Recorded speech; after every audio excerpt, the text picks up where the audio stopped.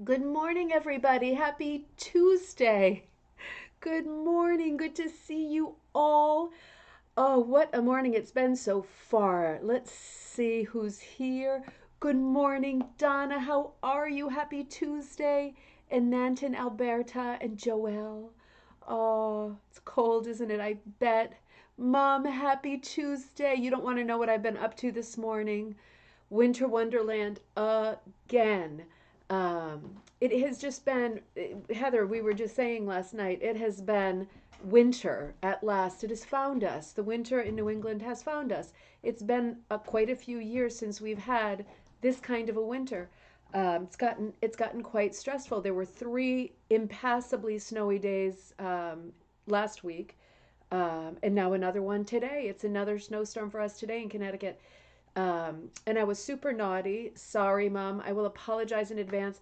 I was getting really stressed because somebody canceled an order yesterday from literally 1 week ago, to the day, because it wasn't coming out quick enough. And I started to get super stressed because there were 3 days last week that I couldn't get to the studio to use the fast cutter, and I'm moving and everything's slower.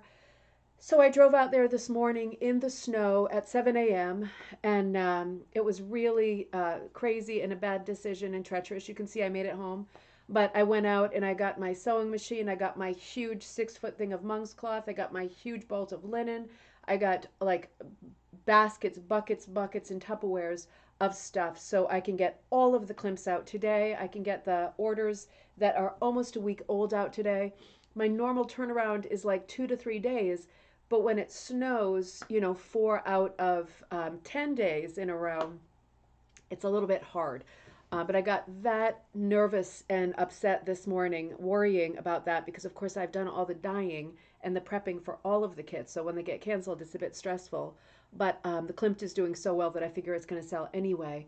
But I am back. I am sorry, Mom. I did something super stupid. And the punchline is I was driving around at 7 in the morning on the worst snowy country, crazy roads before there was any plowing. And ever since then, the snow has stopped. It's perfect out there. The plow has come through multiple times. It's all perfect. It is what it is, but when you get something in your head in the middle of the night and you start to have these big, huge thoughts, and you wake up and you're in a bad state of being. And another funny thing happened last night. It was not funny, it was a bit stressful.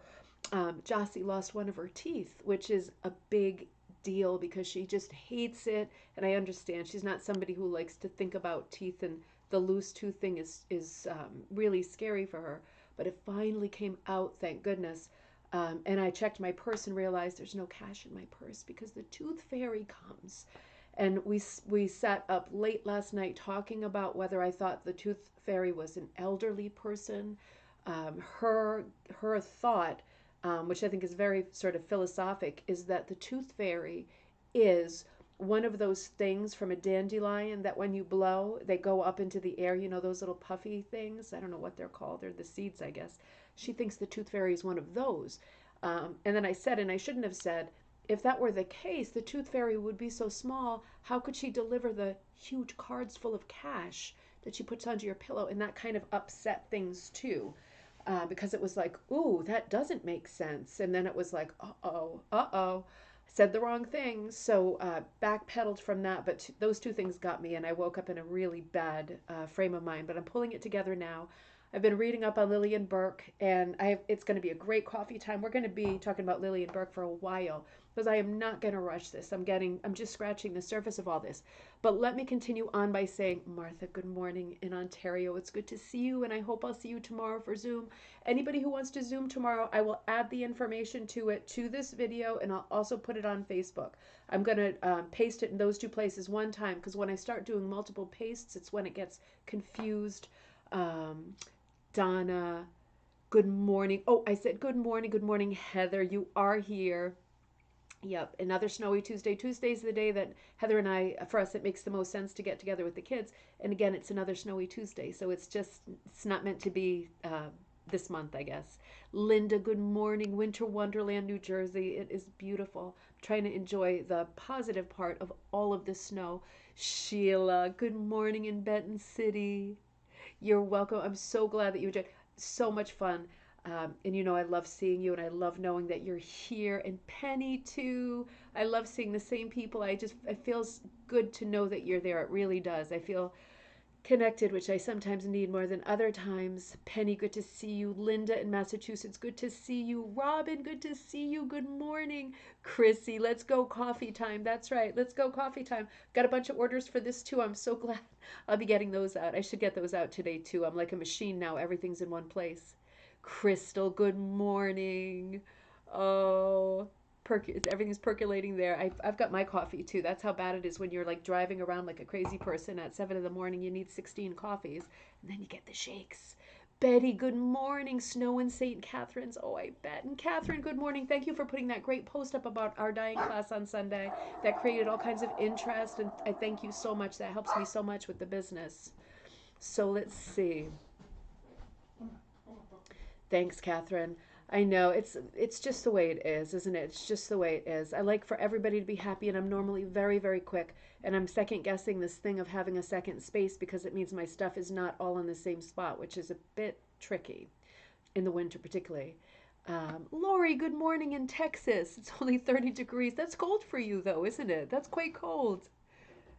Yeah, I bet. You know, it's so different from region to region. Lori's saying everything gets shut down when there's one snowflake there. It's similar here. It's, you know, with our remote learning, our split learning, we got the email yesterday that because of the storm, again, the kids who would go to school weren't in school.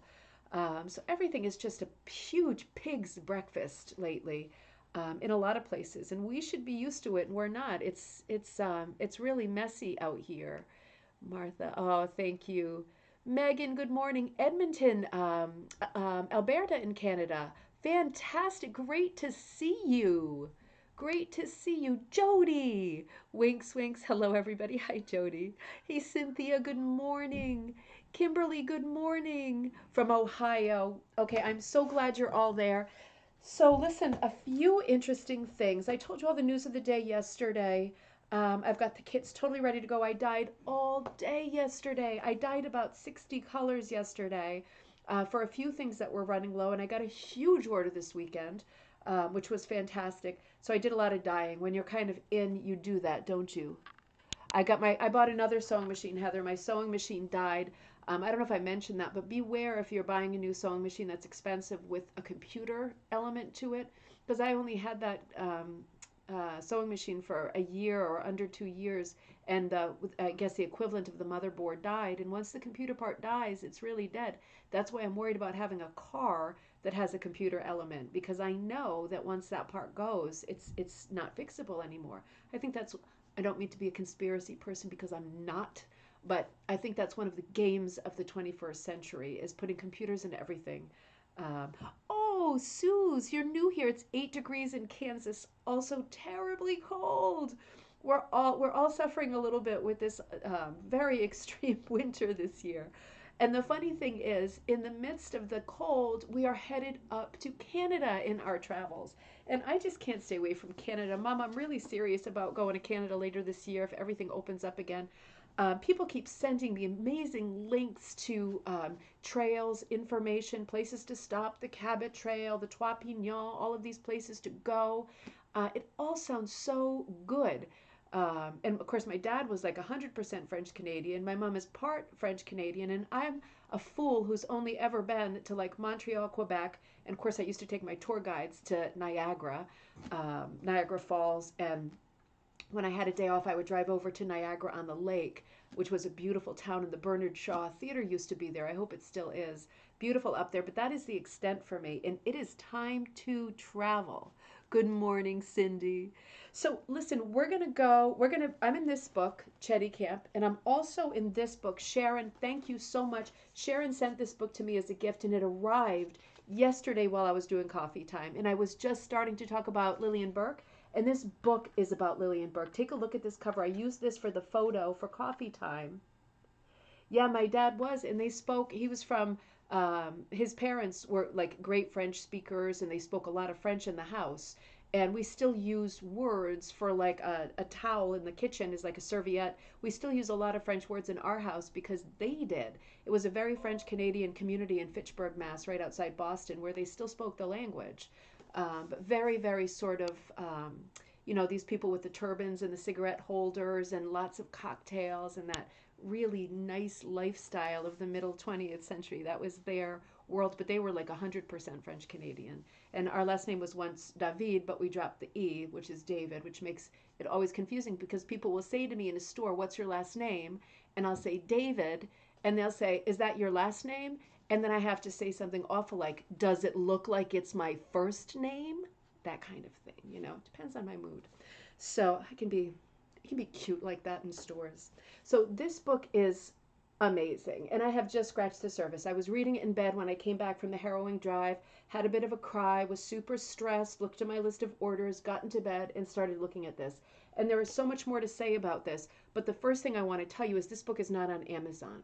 So if you're looking for this, look on eBay, look on AbeBooks. If anybody has a lead to this is published by Boularderie Island Press. Let me show you this because they probably have a website. I just haven't had time to look.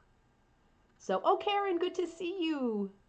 So you might want to check there. I thought for sure it would be on Amazon and it's not. So Sharon, extra thank you for sending this because I got it quick. I have it now. I have it in my hand. And this is a really big deal for me because this is my new favorite book. Now we're going to start the transition from this book to this book. And there's so many things about this book that in just a couple hours of sitting in bed, oh, you guys are talking about, okay, I'll read later. Just a couple of hours of sitting in bed, I had a few major connections with this book, and one of them is to remember on trivia night, and then again yesterday, I remarked on this excellent rug. Well, apparently that's a Lillian Burke rug. This is from the Cheticamp book here, and I keep talking about it, and I keep flipping to it because I love the rug so much. I used it for one of our coffee times, and apparently it's a Lillian Burke rug because she was a fine, fine, fine designer, and I haven't even scratched the surface. So let's back up just a hair and get to where we were in our Cheticamp book that Crystal's grandmother did the research on. This stunning book. This will be available. And Crystal, if you want to post the link in the thread, people can go directly to it that way.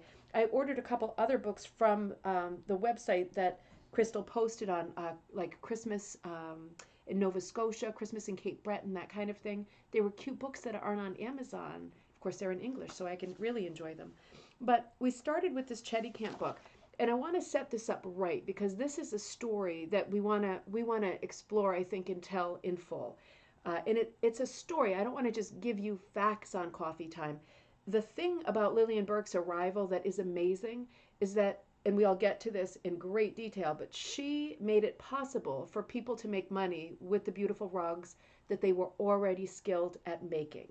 So this is a big deal because if you remember where we left off with this book last week, the Cheticamp book, the problem was that women were getting scammed by local peddlers who were coming through. And they weren't getting money for their rugs, they were making tradesies for their rugs. So they were doing some bartering with often no English, and for the peddlers, no French, and getting scammed hugely. So I want to pick up there because I want to set the scene for how important it was that the right person come at the right time and change the sort of trajectory of what could have been a complete disaster of ripoffs for another 20 years or 30 years. So to remember, we were saying with the Cheticamp book, I left you one day on this, I think it must have been Thursday, on this anecdote that traveling salesmen quickly were realizing that there were a lot of beautiful rugs in homes in Cheticamp and valuable. And they were sly foxes, and they were starting to barter with these women. And I gave you this example of this woman who traded 7 handmade rugs that were 10 foot square, 10-foot square, 7 of them, for one very inexpensive winter coat. So that's where we're picking up here. Now, that particular, let's see, these were the Brelon rugs that were made from scrap. So it's hard to know exactly what they look like, whether they were hooked or not, or what the surface looked like, what the pile was like. These Brelon rugs, there's no sort of photo reference to them, so it's hard to picture them. But I'm picturing them as scrap hooked rugs. Square foot representing much work. Of course, they were representing much work. My word. The woman had made these large breloques for the whole kitchen floor to cover her whole kitchen floor. This is the woman who traded for the coat because, of course, it was freezing up there. Now, the peddler had the rugs cleaned and sold, and he sold one rug alone for $600. I mean, $600.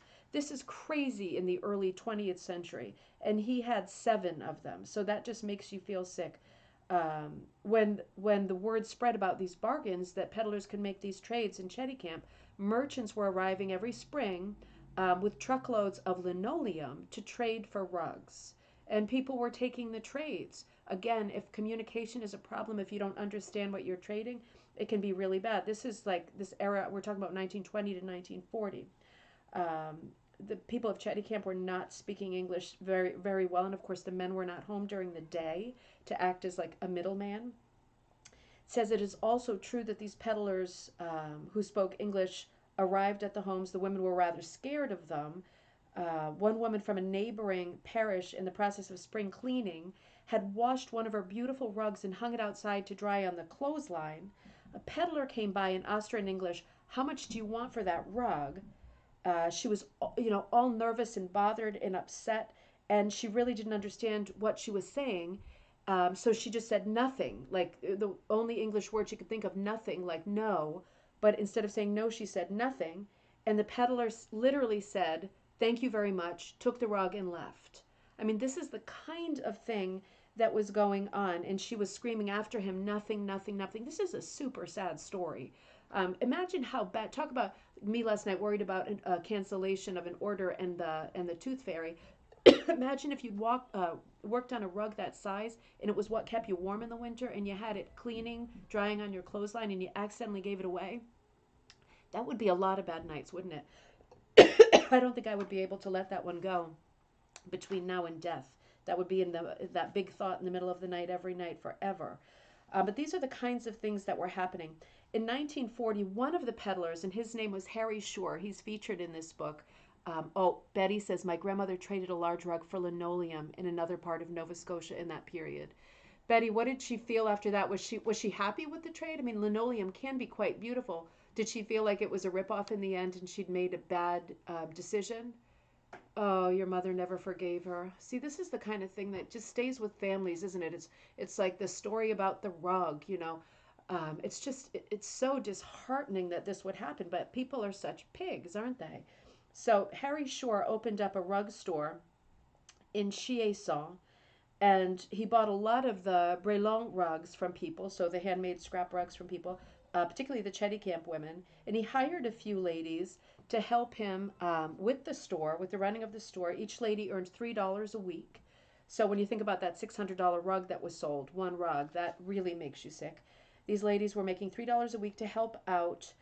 In the summer, the rugs were exhibited outside in front of the store. This reminds me of Maudie, the Maud Adams movie. We're still coming to that.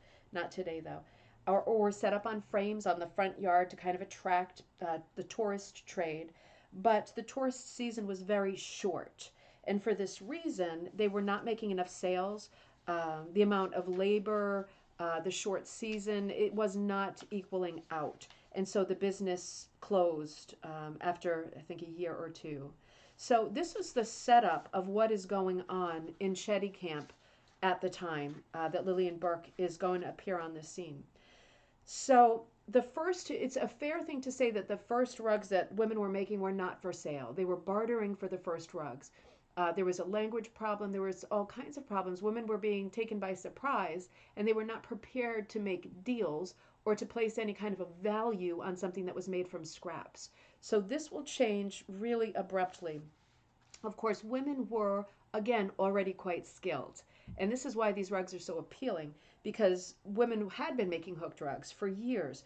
And this book, the Cheticamp book, tells some really sweet stories about how, in their desire to economize, women were using absolutely everything they could use to make rugs. Not just clothing, not just bedding, not just those things that you think of off the top of your head, but this book says they were also using the starched red cotton wrapping of tobacco pouches. Now, I can't picture that, but maybe you can if you're Canadian. They must have been a bright red color. Because of its color, the red cotton material was used to reproduce maple leaves when you were hooking. Isn't that sweet and quaint and perfect? Particularly during the fall season, and also hearts, if hearts were part of the motif.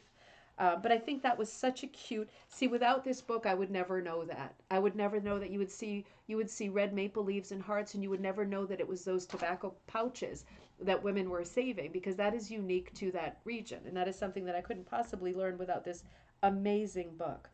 So some women were starting to trade. There was some organized. This whole chapter, I think I mentioned it before. It's called like at Mick Boudreau's, at the O'Cons, at the McFarlands, at all these different people's houses where people were starting to get together and hook together, put scraps together, make beautiful rugs.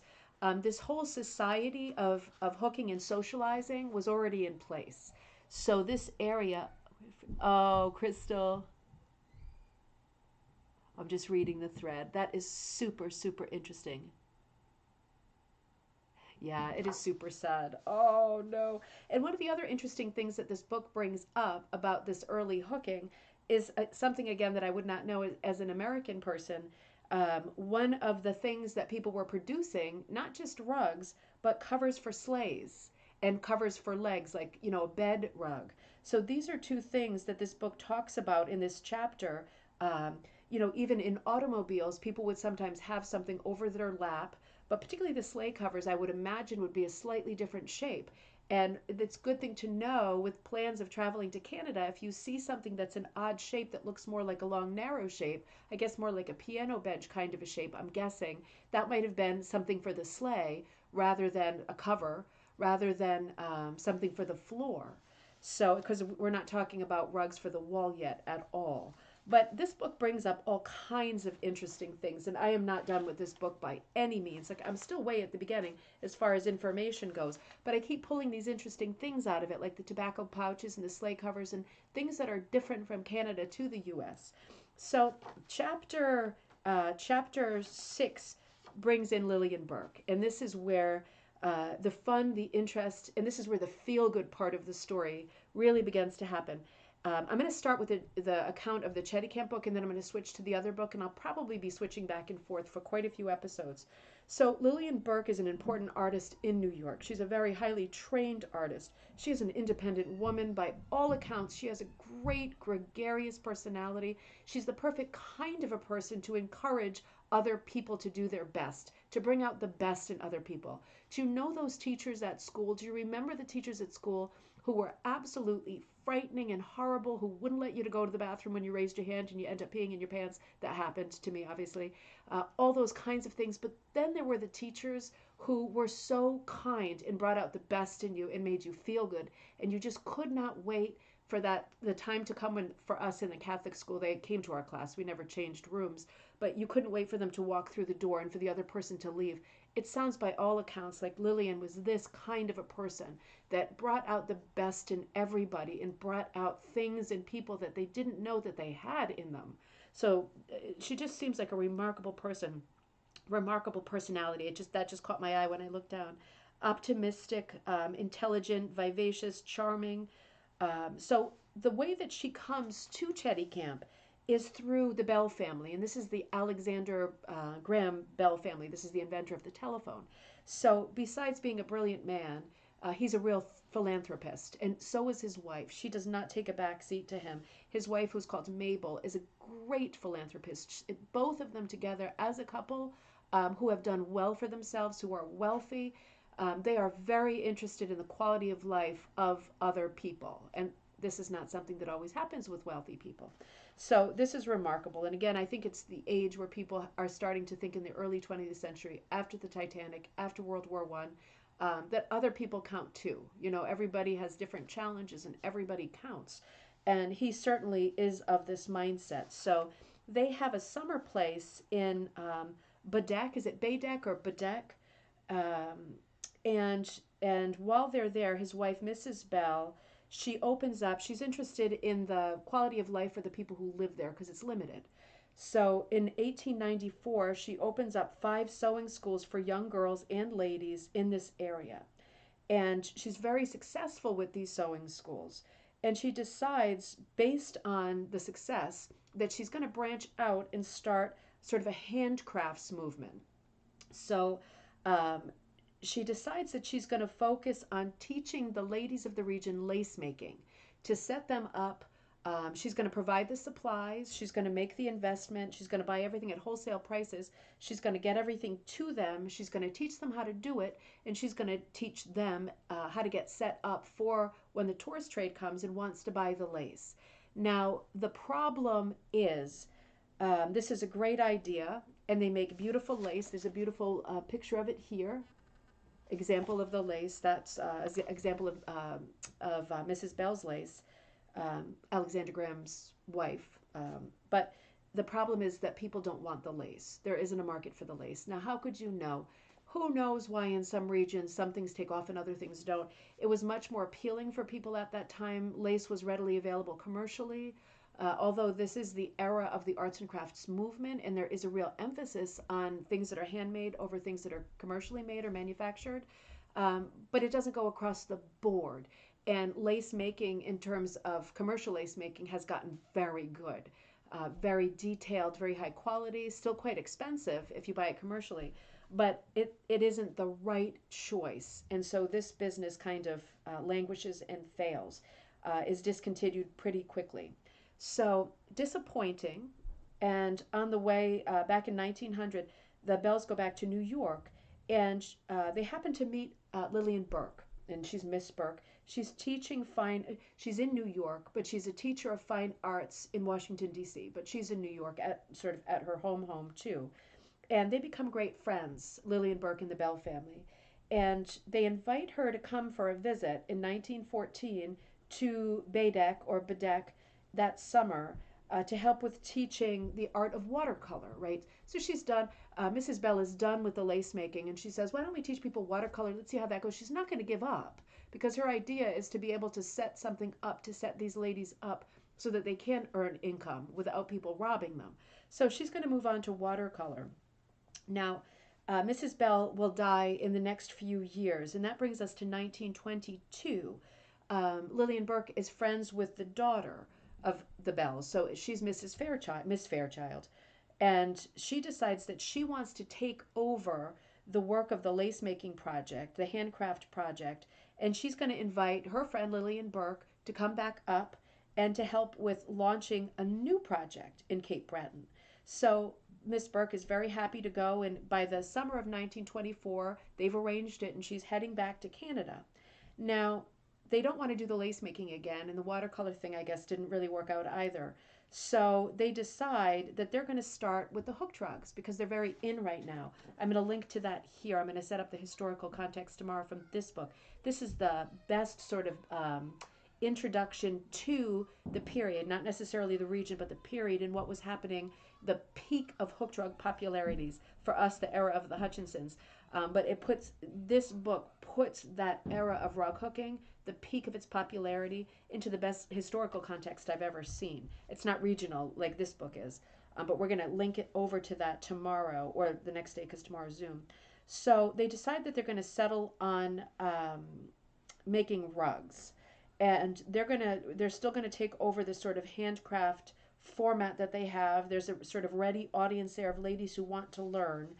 And the problem is going to be, I'm right at the end of the episode, but the problem is going to be, and Miss Burke will take 10% of the sales. She's going to be doing a lot of work. You won't believe how much work that she's putting into this.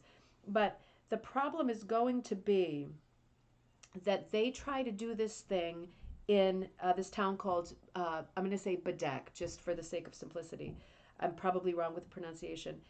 There's a real problem with lack of sales. So it is not successful. The first summer, it is not successful. Bedeck, thank you, Crystal. Bedeck is not going to be the right place for them. They do a total sales of 1,200 that year, and that maybe sounds okay, but it's really not because essentially that's 2 rugs, right? So Miss Burke realizes that the problem is due to the lack of the rugs are very roughly finished. So they're beautifully hooked, roughly finished, and they're not competing with other rugs, and they're not selling. So there's going to be a problem with this. They're also going to find in Bedeck, that that there's going to be a real reluctance with the ladies of Badak, they've been hooking very traditional patterns for a long time.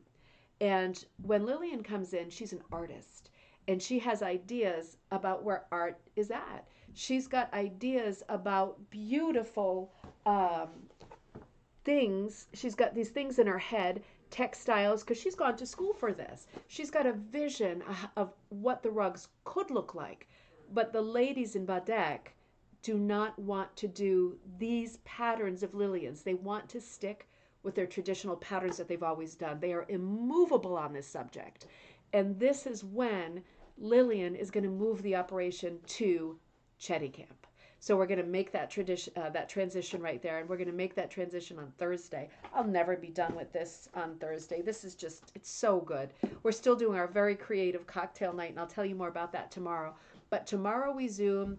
We're going to obviously spend time next week with Lillian Burke, and there's so much more. There's so much more. There's going to be so much more to say that I haven't even read yet. And I wanted to show you something else, but I'm going to hold that. So tomorrow is our Zoom. We'll be same times, sort of same place, 11:30 Eastern Standard Time. Again, as soon as I hang up with you here, I'm going to put the information for the Zoom call both in our Facebook group, which is Rug Hooking and Punch Needle Club, and at the description of this video that you're watching now. Please give me a like, subscribe, all that stuff. It helps the channel a lot with being found, and then I make sales, and then I can continue doing coffee time because I have income. It all works in great sort of synergy. So I hope you enjoyed that episode. It is a small part of a much bigger puzzle, but I feel like we're doing great things with talking about the chronology and crossing over between countries, between people. We're getting those great timelines in place, and I think we're all, especially me, getting smarter about where the crossovers are, where the trends are, how everything works, what the timeline is. We're all going to be experts. It's so much fun. So I'm very happy that you are here today. I will maybe see you live tomorrow if you're free for Zoom. It's 1 hour, so 11:30 to 12:30. And again, that information will be here in just a few minutes. Otherwise, I'll see you on Thursday for coffee time. Um, until then, I'm half asleep. Until then, have a great afternoon, and I will see you soon.